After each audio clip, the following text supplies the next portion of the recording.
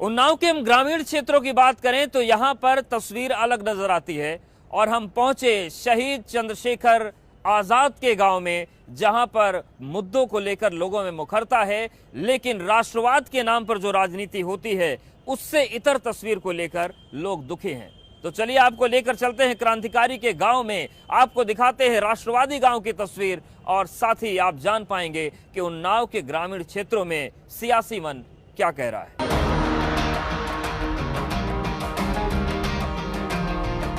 उन्नाव की इसी मिट्टी में देश के ऐसे लाल ने जन्म लिया था जिसने आजादी की बिगुल को फूंका तो अंग्रेजों की नींद उड़ गई थी। उन्नाव शहर से दूर बदरका गांव में चंद्रशेखर आजाद का जन्म हुआ था और जैसे ही हमें इसकी जानकारी हुई तो आजादी के मतवाले के गांव को देखने की उत्सुकता बढ़ गई थी। उत्तर प्रदेश एक ऐसी जगह है जहां पर सियासतदान भी हैं, साहित्यकार भी हैं, बड़े बड़े आध्यात्मिक गुरु हैं और ये क्रांतिकारियों की भी धरती है। और अगर हम बात करें उन्नाव की तो यहाँ पर जो नाम है वो इतना बड़ा है कि देश दुनिया जानती है। हम बात कर रहे हैं चंद्रशेखर आजाद की और उन्नाव में बदरका गांव जो है वो उनका जन्म स्थान है। तो इस राष्ट्रवादी गांव में हम इसलिए आए हैं क्योंकि वर्तमान समय में जो चुनाव है उसको राष्ट्रवादी रंग देने की कोशिश की जा रही है, राष्ट्रवाद के रंग में ढालने की कोशिश की जा रही है। बनी अधबनी सड़क हमें लिए जा रही थी चंद्रशेखर आजाद के घर की तरफ, लेकिन बदरका गांव की शुरुआत में ही हमें नजर आई उनकी प्रतिमा, जिसकी हालत बयां कर रही थी कि आती जाती सरकारों ने इस गांव को कितनी तवज्जो दी है। राष्ट्रवाद के नाम पर राजनीति की जो तस्वीर आती है अब आप ये भी देख लीजिए। ये जो उनका गांव है, जो यहाँ पर प्रतिमा लगी है, आप जरा गंदगी देखिए स्मारक के पास, तो इन तस्वीरों को आप देखेंगे तो आपको समझ में आएगा कि सियासत भले ही राष्ट्रवाद की बातें कर ले, लेकिन असल में जमीनी हकीकत आपको कूड़े में मिलेगी, गोबर में मिलेगी, पत्तियों में मिलेगी। और ये जो तस्वीर है यहाँ के लोगों को व्यथित करती है।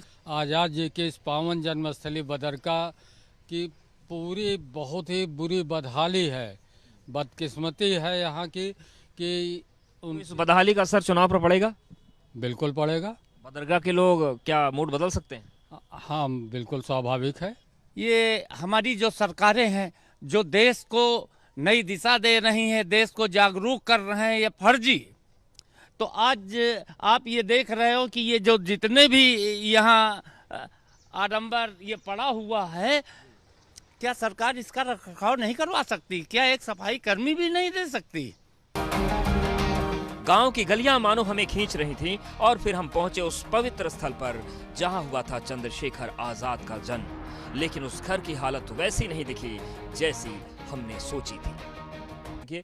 यही ये उनका अमर शहीद चंद्रशेखर आजाद का घर है, जो पहले झोपड़ी नुमा हुआ करता था, हालांकि बाद में थोड़ा सा जीर्णोद्धार कराने की कोशिश की गई और याद के तौर पर देखिए। और सबसे अहम बात जो लिखी है, जननी जन्मभूमिश्च स्वर्गादपि गरीयसी, और यही उनका मूल वाक्य भी था।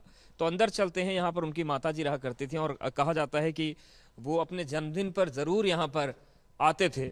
और ये चंद्रशेखर आजाद का ये घर हुआ करता था पहले, जिसे अब स्मारक के तौर पर विकसित किया गया है। ये चंद्रशेखर आजाद की माँ जगरानी देवी की प्रतिमा है। और देखिए यहाँ पर हम आपको दिखाते हैं कि आखिर ये जगह महत्वपूर्ण क्यों है, बदरका गांव महत्वपूर्ण क्यों है। तो यही वो जगह है जहां पर 7 जनवरी 1906 को चंद्रशेखर आजाद का जन्म हुआ था। और सबसे महत्वपूर्ण बात यह है कि जिस तरीके से उनकी शहादत हुई, जिस तरीके से वो शहीद हुए, अभी उनके जो बचपन का गांव है, जो उनका जन्मस्थली है, वहां पर एक छोटा स्मारक जरूर बनाया गया है, लेकिन विकास के पैमाने पर बहुत कुछ ऐसा है जो होना है। चंद्रशेखर आजाद के घर में लगी हुई उनकी मां जगरानी देवी की प्रतिमा और पूरा घर धूल फांक रहा था। इसके बाद बदरका गांव से हमने जाना कि वो किसका विजय तिलक करने जा रहे हैं और आजादी के मतवाले के गांव वालों ने भी बेबाकी से अपनी राय रखी। सरकार ठीक ठाक काम कर रही है? हाँ, ठीक कर रही है। किसका विजय तिलक होगा? हो तो इन्हीं चाहिए। किसका? योगी जी का। अच्छा, काम से खुश हैं आप? ठीक है, अच्छा काम है। भैया विजय तिलक किसका होगा इस बार? समाजवादी पार्टी का। क्यों? उसने काम किया है पिछले 5 सालों में। बीजेपी ने क्या किया है 5 सालों में, बताइए हमें।